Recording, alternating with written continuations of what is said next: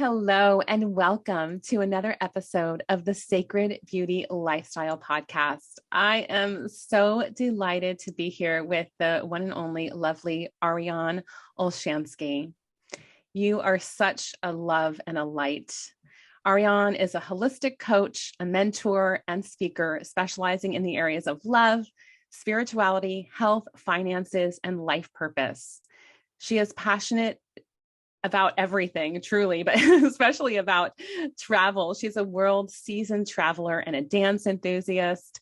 She is a single mother of two incredible children, teenagers at that, and a 16-year-old mini golden doodle named The Dude. I couldn't even get through that without laughing. Welcome, Ariane. Thank you, Lisa. I'm so happy to be here. I'm thrilled to be here. Thank you. Yeah, we should tell how we met, because sometimes it's nice to make that connection. Yeah. So Ariane and I are dancers. So we both do samba dance. She's an incredible dancer, and also Cuban salsa, which she's getting me into now. And I was sharing with somebody else my podcast and my work, and bonding with another one of the incredible dancers in our community. And she was like, "Oh my God, you and Ariane have to meet." And you were on the other side of this conversation, connecting with Source and your guides and saying, what were you asking for? Well, I was in the phase of my life where I needed a friend. Like, it actually is choking me up. Like, someone who I could have conversations like this with. Someone who was spiritually minded, who had a wellspring of knowledge and joy to share, because I have so many friends that I'm the one that lifts everyone up, right? And I love that job, okay? So like, I am not rejecting that job at all, but I was finding that it was really lonely at times to be that person that so many people rely on, which I believe is a gift. But I wanted a peer. I wanted someone who I could talk to in a way that was like a friend, not a mentor, not someone I, met from intuition medicine school or, something like that. But I needed someone who was spiritual, who was grounded, who was fun and playful, and who wanted to go out and dance and see the world with me. And just as I spoke it, literally the weekend that I was talking about it, sharing this with my sister-in-law, hoping that she might be that person for me. And she is in many ways, but it still isn't exactly the right fit. And then our mutual friend contacted me and said, "You two should meet." And then and we had already met on the dance floor, not officially, but we had already danced together. And I already felt your warm, sweet, sparkly, loving energy. So I knew that, once we officially connected and once I heard your voice, I was like, oh, there she is. And it was just beautiful. And, we've been just riding that magical wave of synchronicity and, receiving our blessings from our guides and our angels since then. And I'm just so grateful. I love the way you shared that story and how deeply moved you were by it, because it is such a gift. And I completely understand that why you're like, I love that role. I'm not asking to give up that job, Source, universe, God, whatever you want to call it. It's all the same thing. And I really want to be met. And isn't that what relationships, your specialty, are all about? Is also like having people who can stand, whether it's a life partner or a friend that can stand toe to toe with you. Yes. And bring the light. Like, that's what I need. I need another light worker. I need another person that sparkles and can uplift and can bring the joy and find the joy, because there is so much heaviness in this world. There is so much darkness. There is so much weight that we carry around in different ways that we need each other. We need to find each other, which is why we need to shine our light so freaking bright that anyone and everyone who is drawn to it can see it and will come to it. And then I feel like we take our torch and then we light the people around us so that we all have this light going on. And yeah, to find each other in that darkness is really powerful. And to have another sister light worker who lives close to me, who I can, see all the time, is just really special. And to get it at the age of 50. Okay. So, and that we're both 50. And that we both have turned 50. I got all choked up on that. Yeah. Right. Yes. I mean, I've waited a long time for you, my friends, and I'm very happy to welcome you into my life. Really. It's just a huge gift and a huge blessing. It is a huge gift and blessing and honor. And I want to also touch on something that you shared there, is how powerful our words and our intentions are. Yes. It's everything. It's everything. I mean, we could quickly just, delve into the law of attraction, this idea of the law of attraction. And really what activates the law of attraction is the law of vibration. And the law of vibration is controlled and dictated by our thoughts, right? So like when we think a certain thought, it creates a vibration in our body. If it's a heavy thought, our body feels heavier, we feel sad, and that is a frequency that our body then creates that is like a radio signal that goes out into the world and pulls and attracts whoever is on that signal.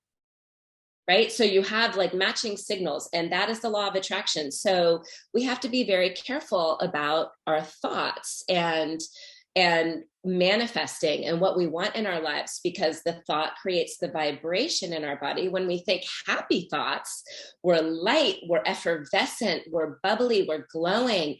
And this is what we draw towards us, because these are universal laws. These are laws, these are scientifically based laws. And manifestation is using 3 universal laws. It's using the law of vibration, where we understand that our thoughts create a vibration in our body.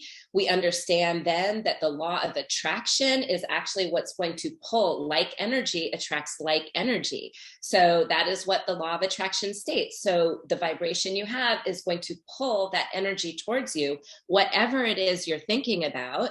And then you have the law of inspired action, which then takes that vibration and the synchronicity and all these different things that happen, and you actually execute. And that's where you start to put things into action. Like me having this thought of, I really need a friend who can meet me spiritually and professionally and, so many other ways. So that's the thought which created the vibration in my body that send out a signal to the world of, this is what I'm looking for. This is the frequency that I want to live by, that I need in my life. The law of attraction brings it to me, and I have to speak it. The law of inspired action, I spoke it. I had to do something to take action. It doesn't just happen up here. It is the combination of the idea, the inspiration, and then actually taking it and bringing it to this material world that we live in, where we have to actualize and manifest what we want, what we truly desire. This is why vision boards and setting goals and thinking about what we want in our lives, not what we don't want, but what we want in our lives. This is why manifesting is so powerful, and why when we use those 3 laws in combination, we are just powerful manifestors. I mean, just unbelievable manifestors. You did such a great job explaining that for our listeners. And I think the thing I would build on that, which is inherent in you, is the passion behind it, like the emotion that gives it that, like that sends it off, like whatever you're really charged about. And I think that's where people don't think the law of attraction works or get confused about it, because on any subject, there's two subjects. Like on any, you can lift up the wanted or the unwanted, like you said, thinking about what you want or what you don't want. And often we have more passion, irritation, frustration about what we don't want. And so they're like, I'm thinking about what I want, and I'm talking about what I want. It's not happening, but usually it's because you're really focused energetically and emotionally, like that passion, that force is getting directed to the opposite. Absolutely. 1,000%. I love the way you explain that. I just wanted to add that in, and I know you know that. And the beautiful simplicity of what you said too is like, you either feel good or you don't. Like if you're like, well, how do I know? If you don't feel good, your thoughts are making you not feel good. What you're focusing on is making you not feel good, or it's going to make you feel good, right? Absolutely. And where most people forget, or what they don't factor into the manifestation process and the whole idea of the law of attraction, is they forget the law of inspired action. They forget that they have to take action, that you actually have to take steps, real life, physical steps, advancing towards your goals. That is how you manifest. You don't just think about it and then all of a sudden it comes, like you have to actually do something. And that is a really, really important part of it. And when you are lifting yourself up and you are thinking about something in a very inspired way, there are no mistakes. So like taking action, people get freaked out. Like, oh my gosh, I'm scared to take action. Most people think that fear is derived by the fear of failure. But actually, most people fear success. They fear like, what if I actually get what I want? Then what? Right? So it's knowing that when you are aligned with your purpose in life, when you are aligned with your goals and with your intentions and with your mission, there are no wrong steps. You just have to take a step. You have to advance. You have to take a step. And if you step, consider you have a path. And if you start going on this part of the path and you just take a step this way, you'll know pretty immediately whether or not you should go back on this path. And you'll just feel it, right? You'll feel into it. And there are no mistakes. There are no bad steps. Every step gets you closer and further towards your goal. And so knowing that you can't mess it up, like literally people, you cannot mess this up. You can't. This is so good. I was literally just having this conversation with a couple of girlfriends last night, celebrating a girlfriend's birthday. And we were talking about how you can't pass up what is meant for you. So right there, like you were just saying, and you're right. I think that was a beautiful explanation and little nudge to take action, because I think that perfectionists or like fear of doing it wrong or making a bad choice or not being clear, clarity comes from action. Totally. And one of my favorite quotes is actually on my business card, is a Rumi quote that says, as you start to walk on the way appears. Right. And those of us who live in the San Francisco Bay Area, we're very used to fog, right? Like we're used to fog going across the Golden Gate Bridge. Usually it's sunny over here in Marin County, and then we cross the bridge and it's like this foggy, like you can pea soup, right? Like you can't even see one step ahead of you. But when you start to take one step, then you can see, right? And then you may not be able to see the final destination, but you're heading in the right direction. And you just have this faith when you're following the warmth, when you're following the light, when you're following the things that just light you up and make you happy and make you feel inspired, then you cannot go wrong. You cannot go wrong. That is beautiful. That quote, I did see that and I absolutely love it. And what a great way to break that down. What a great explanation with the fog. We call the fog Carl around here. Carl the fog. You know that, right? Have you heard that, Carl the Fog? No, I haven't heard that. It's a thing. The Fog is known as Carl the Fog in the Bay Area, San Francisco. Yeah. He's his own character. Exactly.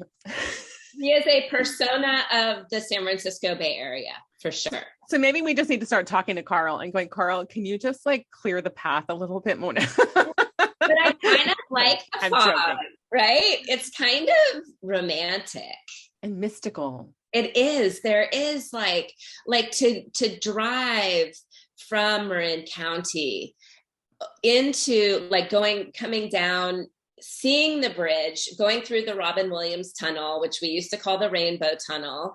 But there's this beautiful moment where driving south on the 101 towards San Francisco, where you come through the tunnel, and the bridge, it's like I feel like there needs to be like speakers going like, oh.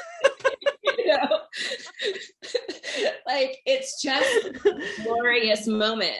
But sometimes, you know, you'll see Carl coming down, you know, maybe some like fingers or something like creeping down. And then, or you might just see the top of the bridge or something like that, where it's just, it reminds you of its presence and its beauty, and it gives it this like frame in a way that it just is kind of magical. It's really a magical moment. So I love the fog. I really do. That was fantastic. I saw the romantic woman in you, and I love that about you. And you're right. And we are always kind of stepping into the unknown. We never really know what is going to happen. And it's like a reminder is coming to me to like, let things unfold step by step, like to stop getting the cart in front of the horse, as they say. Like sometimes someone like me who has been through a lot of stuff in your life, I know a lot of us have, that we want to understand how everything's going to unfold. And it just doesn't work that way. You know, it's a total retraining, right? So let Carl teach us that. Thanks, Carl. And thanks, Ariane. Thanks, Carl. For pointing that out. And I saw that romantic beauty in you. And it made me want to say, hey, we just like delved right in because that's how we roll. And you got a message and we started just running with it. And I want to also say, you know, for our listeners and for myself, we would love to hear, you know, a little bit of your story and how, you know, how you got where you are and what you're doing today with the work that you do in the world and who you are. I'm thinking because there's so many pieces to the story, right? Like there's so many parts of us that make us who we are, and finding the highlights that really contribute to who we are in this moment can sometimes be challenging. But I basically I've always helped people. It's always been my thing. When I was young, teenager, I was always the friend that everyone would talk to about their relationships. You know, they would talk to me about their boyfriends, the challenges they would have, and the expectations they would set for themselves, which inevitably they would get disappointed. And I hope that you don't mind that I say this, but I frequently say, like, expectations will fuck you. Like, they just fuck you. Sorry. You know, that's my favorite word, right? Okay, because it's mine too. One of the things I love about you, because we are just real as fuck, and we just like to express yourself. And that is such a powerful, strong word. And I love saying it. And it's true. Like when you really think that your expectation is going to come true and then you get disappointed that it's not, you just know you can't, because an expectation, you're creating it all on your own and you have not discussed it with the other person so that they're not aware of this expectation that you have under normal circumstances. Sometimes they are. But anyways, I digress. So I was kind of always that person for my friends to talk about relationships. And I've had many relationships. I've had, many boyfriends growing up. Cause I have 3 brothers and I always was like guy's girl, if you know what I mean. Like, I speak men language. Like, I just do. Like, I understand men. I understand their hearts. I have a son. I have an ex-husband who is very sensitive. And a father who is sensitive, but never shows it. You know, someone who was in the Vietnam War. And the only thing that he mentions about it is that it's one of the most beautiful places he's ever been. Meanwhile, death and destruction is what he saw and witnessed and experienced, but yet and actually I have to talk about my dad for a second, because he is the one who just pounded into our head to the point of like, we mocked him for it, but he would always say, attitude is everything. Attitude will determine your altitude. Like, I've got these like posters, these successories posters that talk about attitude and how important attitude is in your life. And it's now what I've built a career around, because we actually have the power to control our lives and our thoughts. We cannot control what happens to us, but we can control how we take it in, and we can control what we do with that information. So I've had a lot of times where in my life, when I was 14, my parents moved from Southern California. Like, literally, I was living the life of Baywatch. I was a junior lifeguard in the red bikini, or the red bathing suit, like living Baywatch. And then when I was going into my sophomore year of high school, our family moved to Pennsylvania, where I was then with the Amish people. Who, if you don't know, the Amish, you know, they're in horse and buggies and wagons and no makeup, and they don't allow their photo to be taken. They're very religious. They're very pure. They're very straight. So I went from Baywatch to the Amish, and it was a little bit of a culture shock, but I've never been more grateful for anything in hindsight in my life, because it allowed me to open up and be open to, I mean, moving from California to Pennsylvania is almost like moving to another country, right? I mean, it is a very different world on the East Coast. And so early on is when I kind of was introduced to other people, other way of living, other ways of thinking, and opening up to differences in the states. Because driving up and down the Eastern Seaboard, I actually ended up going to the University of Vermont after that. And so I got to know all of those Northeastern states really, really well. And it opens up the Caribbean, it opens up Europe. You know, there's so many things that you're closer to living on the East Coast. And so this influence had like impacted my life immensely. And then eventually I made it back to Southern California, and then moved up to Northern California, and I got married to a man that I really loved. I mean, he is a wonderful human being. And we had 2 amazing children together, but I will say that road was challenging, because I had multiple miscarriages. I don't know exactly why, but I do know that they made me stronger and made me a better mother as a result. But I had 5 miscarriages in the span of 3 years. And so about every 6 months, I had no problem getting pregnant. That was not the problem. I just couldn't sustain the pregnancies.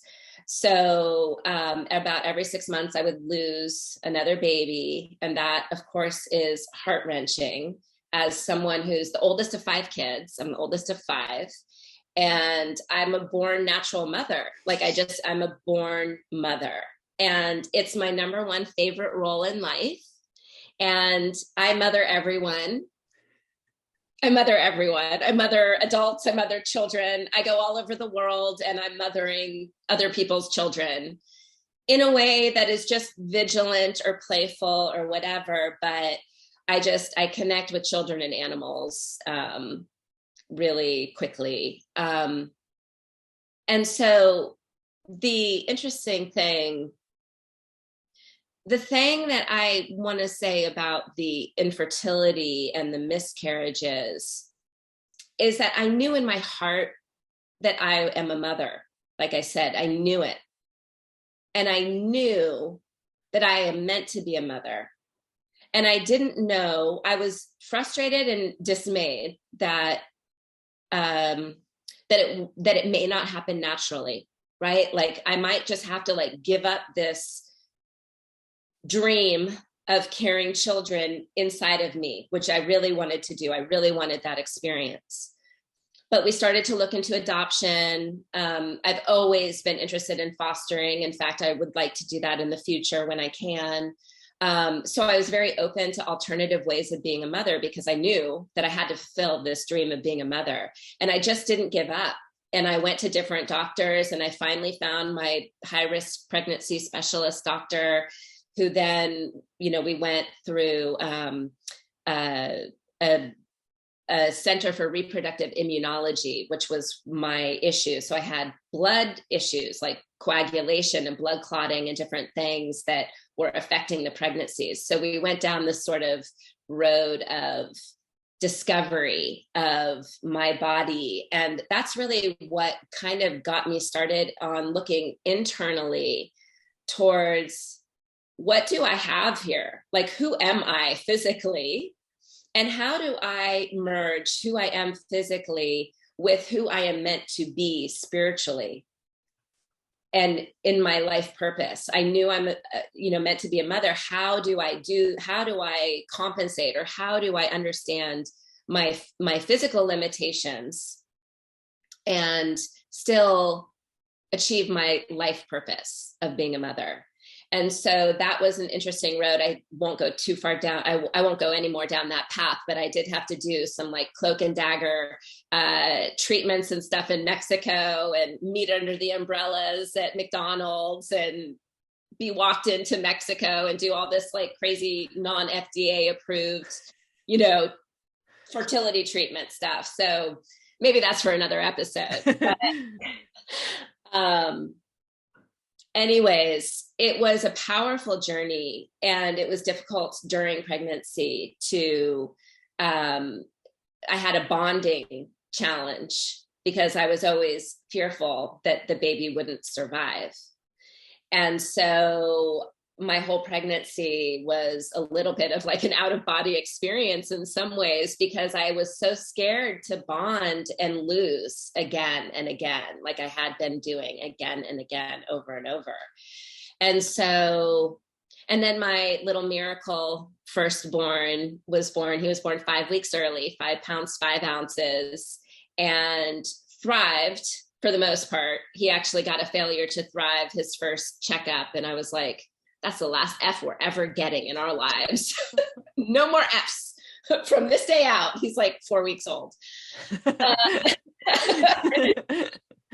You're funny. Anyways, so my ex-husband and I, we got through it. He is a wonderful human being. He was so wonderful to support me during that time, because I was in a wheelchair. I was on bed rest. I couldn't walk for months and months and months. And then we had baby number 2, 14 months after the first one came. So when my first one was 5 months old, we got pregnant again with the second. All the 5s. There we go. 5 is his number. Although he's born on 4/1. He was an April Fool's baby. Of course he was. Yeah, right? He was supposed to be born on May 3rd, but he actually came on April 1st. And so it was wonderful to have a man who stood by me and was able to walk that walk with me. But there was something missing from that relationship that had been missing for a really long time, or it never existed, I should say. But I didn't know that it didn't exist. And he was my best friend. And, they always say, like, would you rather marry your best friend or your lover? And my response was always like, well, why would I choose? I want both. Like, no, thank you. I take both, please. And for the most part, we had both. Like, we had a great sex life, which is interesting, because sort of the mechanics of it, you kind of know what works for the other person. So you kind of do that. You kind of go through the motions, right? And then you just, you get the physical satisfaction that you need. the connection. And then, and he was also my friend, but we were challenged for about 7 years of our 13-year relationship. And so fast forwarding to about 13 years into our relationship, we decided to move to Paris for a year. So it's always been one of my goals to live in another country, to learn another language, speak it fluently. And so he was game for that, and he was able to work from anywhere in the world. So we moved to Paris for a year, but we had been struggling with our relationship like acutely. And he said, let's go to Paris and work on our relationship. And I said, if we go to Paris to work on our relationship, it's not going to happen. Like, that's not going to work for me, because if we're in the city of love, in the city of light, and it doesn't happen naturally, then like, I don't want to work on it. Like, if it doesn't happen naturally, then it's not going to happen. Did you want to say something? You're like, that's the telltale. Pretty much. Exactly. For me, but he operates differently. He needs more of like the thinking part, and like, he wants to work on it rationally, almost like the data, like, yes. Yeah. And like, if you have a problem, most people think that you have to like go attack the problem to go fix the problem.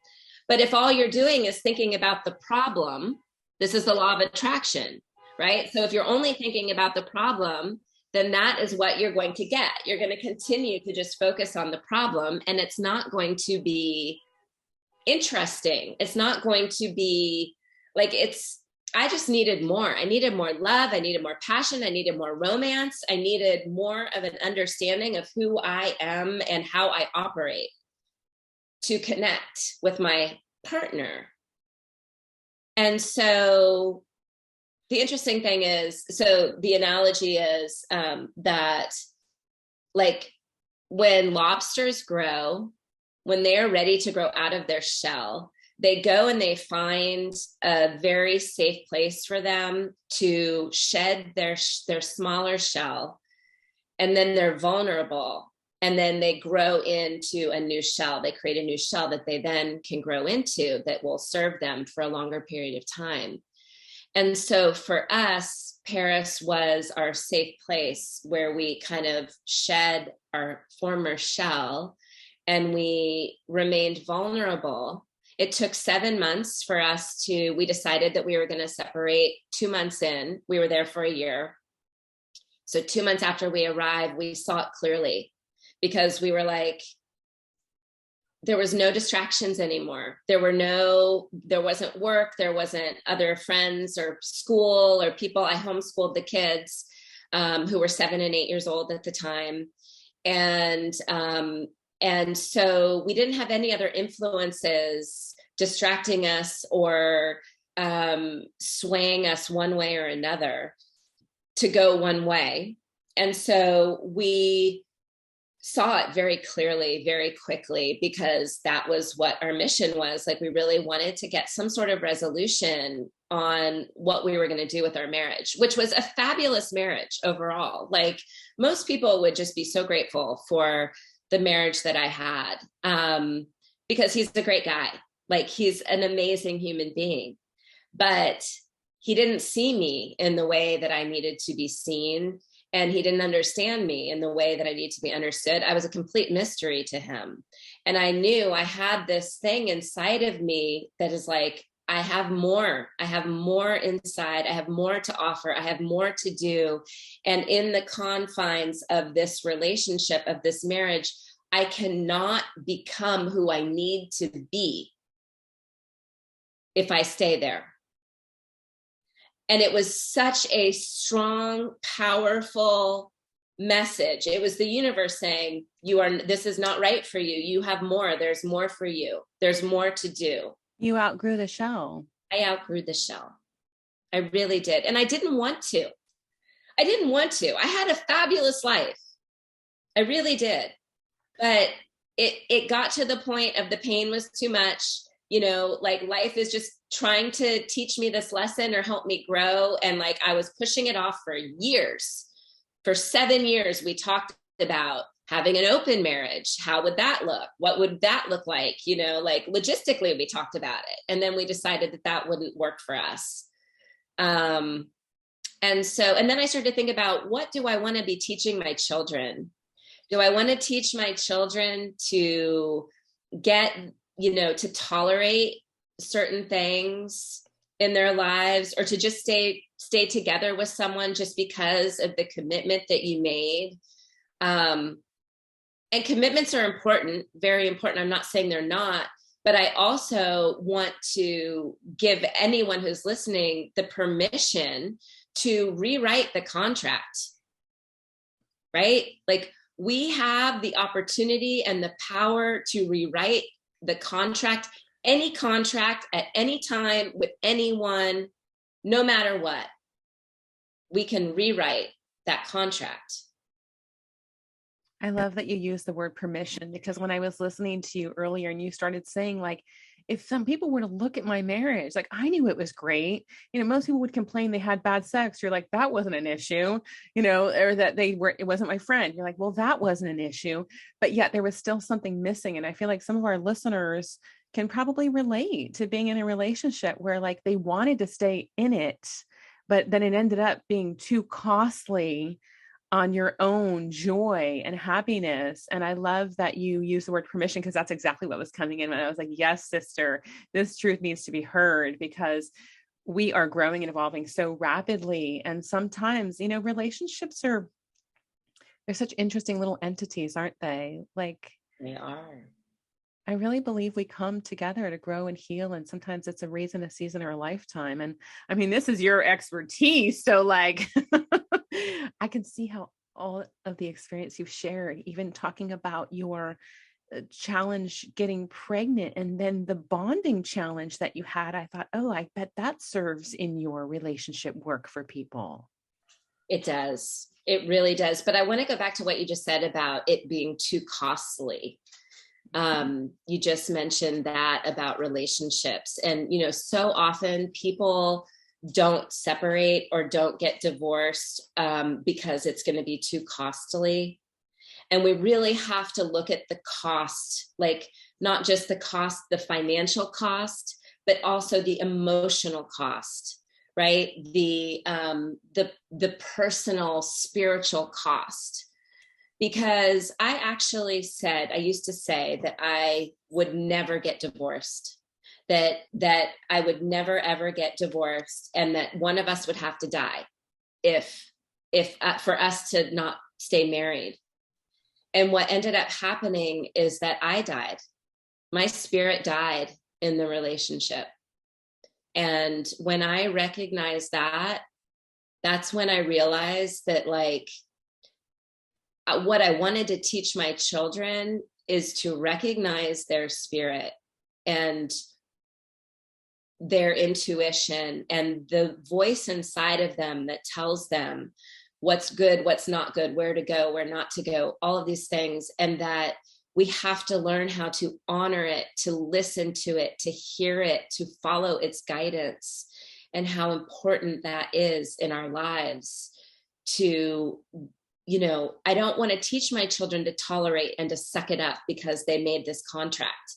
I want to teach them that they need to follow their heart, their inner guidance, their intuition, and that when they do that in a conscious way that is compassionate and loving, and only because it's for the best for them, then you have to know through faith that it will be the best for everyone. When you do what's best for you,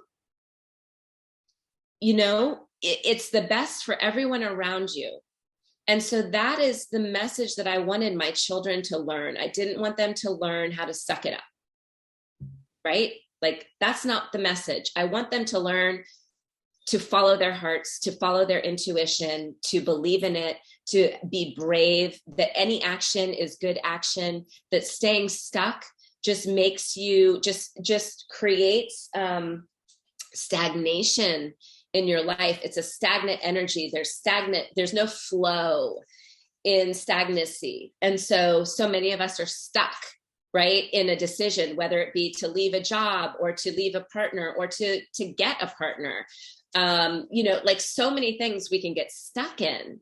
And so that's why it's so important to take that, that next move with the law of inspired action, to just like move forward and to do these things that are scary, that we can't see the future. It's foggy, right? We don't know what's happening, but yet we know that we're on the right path. So much goodness in what you just shared. And of course you had to get divorced because you said you wouldn't get divorced. And what a perfect experience and opportunity and lesson for you to indeed share with your children the example of what love looks like. That's why I left my marriage, because I wanted my daughter to know what love looks like. And that wasn't the version I wanted her to see. Right. And also for the people that you work with in relationship to know that perhaps a part of them has died, and that is okay. And to thyself, I must be true. And that is, again, a universal law, like you were saying, that it's the only way. If it's not, it's like good for the goose, then it's good for the gander. Yeah. Song. Yes. Me and music. Absolutely. Yeah. It can't be any other way. If we're forcing ourselves to do do something to do someone. Well, that too. Where my whatever shoe fits at that point. Exactly. But if you're forcing yourself to do something, you're not coming from love and service and the highest good of all. And therefore that is not serving. It's not doing what you would have intended it to do. And then you're suffering and they're suffering and it's a shit show. Right. Exactly. And, mothers, we bear the brunt of this, really. Like, we sacrifice so much, right? We give our bodies up to have a child, and then we have to recover. It takes so long to recover after pregnancy. And then you're nursing, generally, a child. So you're everything to them. And then, we sacrifice so much, and it's part of the job description, really. Like, that's what we do, and that's okay. But we have to remember to refuel, to find ourselves and the things that we need in our lives to fill up the tank again, right? Because we're useless. If we are a vehicle, right? We are a human being with a mind, a body, and a spirit. So there's three things that allow our vehicle to run. And we need to address and refuel in the areas of mind, body, and spirit so that we can feel balanced. We can feel full in all areas of our lives. And then once we do that, we can give to others, because a car that runs out of gas isn't going to help anyone. It's just going to be stuck on the side of the road, right? Causing all sorts of problems and traffic and detours and whatnot. So we have to remember that self-love and self-care is not something that we should ask for permission for. It's a necessity. It is as important as eating and drinking and sleeping, and taking care of ourselves is something that we actually do for ourselves, but we're actually doing it for other people too. So that you have more capacity to serve. Exactly. 100%. Exactly. Like, it's my duty and my responsibility in this lifetime to be the best version of myself that I can be.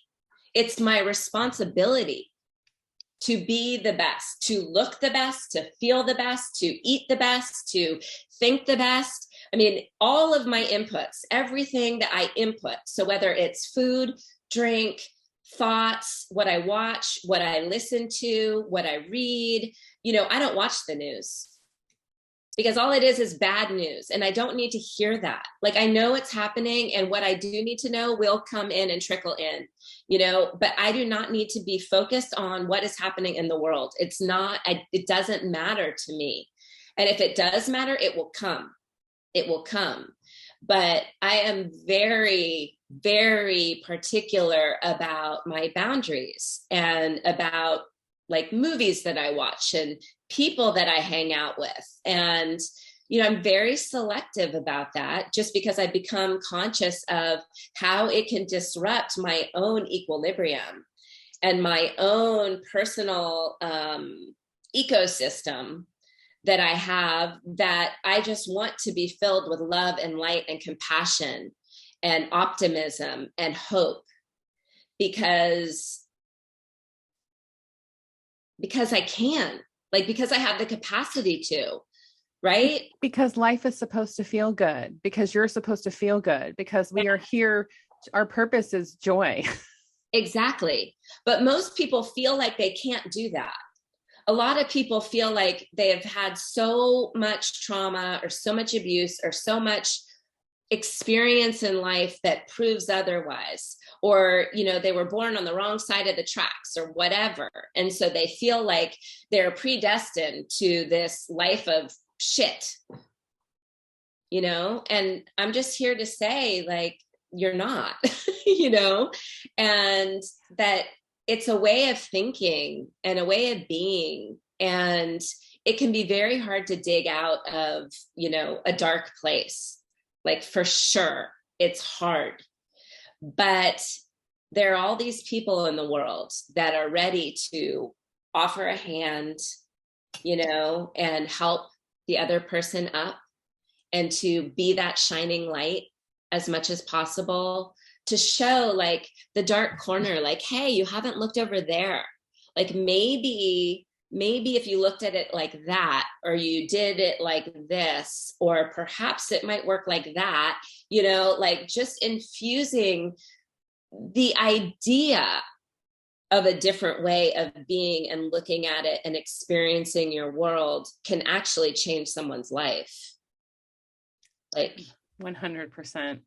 I love that you said you will be met with someone that wants to lift you up, and we're definitely those people. And there are a lot of them out there that are we want to help other people rise. And it makes me think of that Joseph Campbell quote, which is in my calendar, so I see it daily, is follow your, no, I see it daily and I'm like, what is it again? No, but when you follow your passion, you'll be met by 1,000 helping hands. I love that. Yes. And it's true. It is. Right? It's because the universe really does have our back. Right. Exactly. So I just wanted to wrap up really fast, because you asked me how did I get to where I am right now? And I took a very long road. Sorry. It was a fun drive. I know, right? We take the scenic route around here. I like it. Beautiful. I'm so inspired. I'm getting warm. Me too. Did you see I had to take off my sweater? I did the same way. I saw that. Life is flowing. It's flowing through us. I love it. So I just wanted to say, at the end of the year in Paris, my ex-husband and I, we decided to do the Camino de Santiago de Compostela, which we decided to do as a family, as our divorce-a-moon, if you will. We kept a secret from our kids for 7 months, planning and doing all the logistics for how we were going to come home and then move to different homes, and how is that all going to work out. And so we told our kids 3 days before we did the Camino. And the Camino, for the people that don't know, is the route of St. James in Spain. It's a pilgrimage. It's a cathartic experience, and it's a hike. So you can do 800 kilometers, you could do 100 kilometers, you could do a variety, but to be an official pilgrim, you have to do over 100 kilometers, just for the record. But it's walking. And so for 8 days, my children and I and my ex, we walked this pilgrim route with our backpacks on. And one day we walked 20 miles. So that's a lot for an 8-year-old and a 7-year-old, but they did it. And it was with the intention, because to have a really valuable Camino, if you set an intention for your Camino, it's really an unbelievably magical experience. There's a movie called The Way with Martin Sheen and Emilio Estevez that I highly, highly, highly recommend anyone watch. It's a beautiful movie, and it shows very closely how the Camino is, how it's just lots of pilgrims on the way, and you're very supported on your journey to Compostela, to Santiago de Compostela. So I really love that we sort of ended our marriage in a very conscious way that was cathartic for all of us and gave us all an opportunity to talk, to experience whatever emotions we were experiencing, and to just be with each other in a way that was like very intentional and very powerful, very powerful. I'm so deeply moved by that. It is so beautiful, Ariane. Thank you. We need more people to do that. Absolutely. And that reminds me that you actually help people break up consciously, right? I do. Yes, I do. We need that. Yeah. I help people have amicable divorce, or to separate without burning a bridge, to separate with love and compassion, because we don't have to hate each other just because it didn't work, right? Like the rule that everyone says is, you have to hate each other. You have to be mad. Whose side are you on? People like take sides. You feel awkward, like all this stuff. And it's really weird. And we don't need to do it. Like, we don't need to follow that. We can create our own, we can rewrite that contract in our lives. We can decide that that is not the way we want our lives to be. Neither one of us did anything wrong, and it is our choice to, and even if we did do something wrong, generally something wrong is a cry for help, or it is a notification to you that something needs to change in your life. Like if you go and cheat on your spouse, and that's not a part of your marital contract, because everyone creates their own marital contracts. And some people, it's more and more popular these days. I actually have a client who has an open marriage. And so we talk about navigating that open marriage. But you can create what you want in your marriage. And so you can follow your own path. Your own blueprint almost. Is that kind of what you were coming to, is like, we don't have to follow these rules and make somebody wrong or bad as long as we're honoring our agreement. And that is between us anyway. It is really strange that I found that when I went through divorce too. People pick sides. Like, yeah, why do we have to pick sides? Yeah, totally. And I get it to some degree. I get it. But we don't have to demonize people. And we don't need to spread hate just because something didn't work out, because it's painful enough. Like even when you're going through it in a amicable, loving, conscious way, it's still painful. You never signed up for marriage thinking, and then in 5 years, we're going to get a divorce and we're going to have separate everything. And the kids are going to have 2 homes, and it's going to make it really challenging to do vacations and scheduling. No. Yeah. You don't get into marriage with that as the end goal. So feeling like you have the authority and the power to rewrite the contract is really important, so that you don't feel like a victim. You don't feel like you're stuck. You don't feel like you can't go anywhere, So when we returned home from Paris, I had been a commercial insurance underwriter for 10 years. I had been an interior designer. I went to interior design school and became an interior designer after 10 years of working a different job.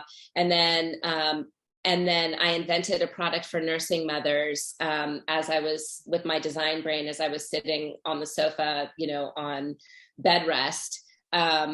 I invented a product for nursing moms that have 2 patents on it and stuff. So like I had that manufactured and distributed. So I was like, what should I do for my life now that I have to work?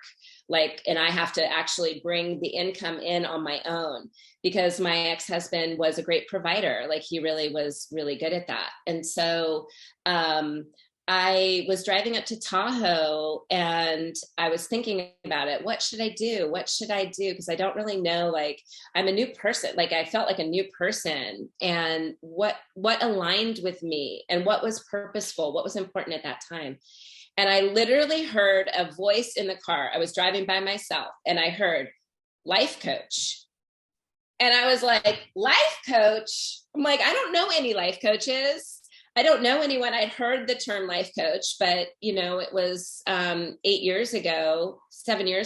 And like, it wasn't as popular as it is now. And so anyways, I decided to go to school based on that recommendation from the voice in the car. One of my angels or guides, thank you.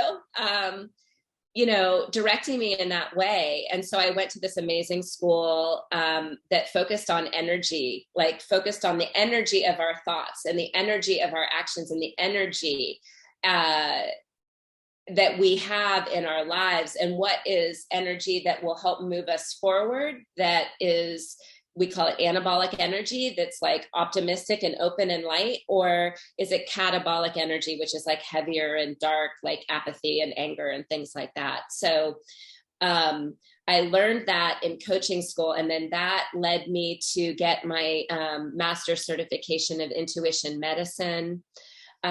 So that's one of my most exciting things that I have and do, is that I help analyze and diagnose and treat stuck energy in our bodies that results in physical ailment and physical, problems that we have in so many different ways. And so I do that through meditation and through working with the chakra system and the aura and different things. So energy is my game for sure. And then I had all this sort of spirituality, kind of visionary energy work that I had been doing. And I realized that I needed to ground into the earth, into, like, I'm way up here, and I needed to like really come down and use my first chakra energy, which is finances, the sense of security, the sense of safety, that root chakra that keeps us grounded and feeling like we are our most powerful. Like when we merge these energies, when we merge our higher energies, our, fifth, sixth, seventh chakras, this sort of visionary creative energy, a lot of creatives have a very hard time meeting the world and being in this world. Like you and I were joking about technology, like technology and I are not friends. And I try really hard to make friends with technology, but I'm still working on that relationship. It's a good thing you're a specialist on relationships. Yeah, exactly. And it's okay when they're not working out. Okay. It's just, it's making peace. Exactly. It's an opportunity. So anyways, I ended up filling in this gap that I had. And I became a licensee for Grant Cardone, who is part of the 10X movement. And he is sales and marketing and business training. He's a billionaire who made his fortune in real estate. And he just has taught me so much, he and his wife, and they talk about their relationship and what makes their relationship work. They've been married for almost 20 years. And she is a former actress and model. She's stunning. And just the way that they combine their relationship with work and has really just its mindset and its learning about, how to overcome certain things, how to not quit, and then sales and marketing tools and techniques that I find really valuable for business. But I also have created a program where I've merged sales and marketing tools with love. And how do you find your love strategy? Because I was a matchmaker as well. And so during that matchmaking process, it's about the law of attraction. It's about the law of vibration and manifestation. So we need to get clear on who we are. So like, what's your mission statement for your love life? What are your values? Who is your ideal client, so to speak? You know, how do you overcome objections? How do you follow up? How do you close the deal? You know, like, so I've now merged and used the sales and marketing tools and techniques to create a love strategy for people to find romantic love, but also, you know, any kind of relationship love, any kind of love is what I love to talk about. That is so cool. I love, speaking of the F word and the L word, are my favorite words. I know you too. That's what I love about you. It's like the duality, the, you know, the polar opposite kind of. Masculine, feminine, yin and yang, totally. You have such a beautiful, vast array of experience. And your life, you know, from your life experience to your work experience and your studies, that creates such a beautiful opportunity for you to serve in the way that you are. Wow. Thank you. Yeah. I love it. I love learning. I'm always, you know, I always have the beginner mindset. I'm always looking to improve or to tweak, you know, anything, because it's constant balance, right? Like life is not, you don't just like figure it out and then you're done, right? Like you figure it out and then it gets messed up again. And then you got to figure out like, how do you get back? Or it changes, whatever it is. Like like if it's technology, there's a new way to learn, right? It's like always evolving. Exactly. So being open to that rather than being resistant to it, I think is a huge life lesson. And just knowing that we're not perfect, that we don't have it figured out, that we can change at any point in time. We can change anytime, any situation we can change. And it's in our power to do that. And it's just a little tweak of a mindset. It's just maybe a little nudge from someone or an idea that you never thought of. And it can like transform your life in an instant. Oh, I love that. That's such a great inspirational nugget to share. Speaking of which, I wonder if you want to share with our listeners, is there a message that you would tell your 20-year-old self that you wish you knew, whether on love as your specialty, communication, you know, all the things that we do here on the Sacred Beauty Lifestyle, right? You know what it entails, how we think, how we, yeah. Right. Okay, take the mic. Okay, here we go. I need to get fancy like you and get like the professional mic. I'll come over and set it up for you, sister. Don't worry. You know, I need your help like that. I got you. Yeah, thank you. I appreciate you. So the most important thing in my life that I believe is in everyone's life is to learn how to listen to and follow your intuition. It's learning that little voice inside of you, that gut reaction, that instinct, that thing inside of you that knows the answer immediately, right? That's the thing. It knows right from wrong. It knows exactly what is good for you if you start to listen to it. And it whispers. Okay, so like our intuition, it whispers, whereas the rest of the world yells. And so we can't hear it sometimes. So we have to really tune in to that whisper of our intuition and learn when it's talking to us and learn how to be brave enough, because it takes a lot of courage to uproot, to change, to reinvent, to rewrite your life. But when you do, when you learn to follow it, magic happens in your life, like magic. This life is magical. This life is beyond anything that we could fantasize when we start to truly understand the gifts that we've been given and the challenges that we have in following those gifts, because we need to learn like what's going to get in our way, you know, what's going to stop us, what's going to, you know, block us from like following our intuition. And it could be that we don't hear its voice yet. It could be that the outside world and our logical, analytical mind is always speaking louder, right? We always get the hit, that first hit of what we should do, and then we overthink. Then we start to talk ourselves out of it, right? We all do it. But when you start to really understand that that is the number, like whatever your first instinct is, like on a multiple choice test, whatever your first thought is, pick that one. Really, because I think it's something like some crazy statistic, like 90% of the time you're right, but then we like go in and we start to like overanalyze, and then we get paralysis by analysis and all this stuff. So I would say never quit, never give up, and follow that instinct in your heart, that intuition, learn how to listen to it, and follow its advice, and then take those actions, and then just put on your seatbelt for the magical ride that you'll be on as a result. I love that. It is so beautiful, just like you, Ariane. Lisa, thank you for You're sharing. Beautiful too. Thank you for sharing your time and your light and your gifts and your wisdom and your magic with me and the Sacred Beauty listeners.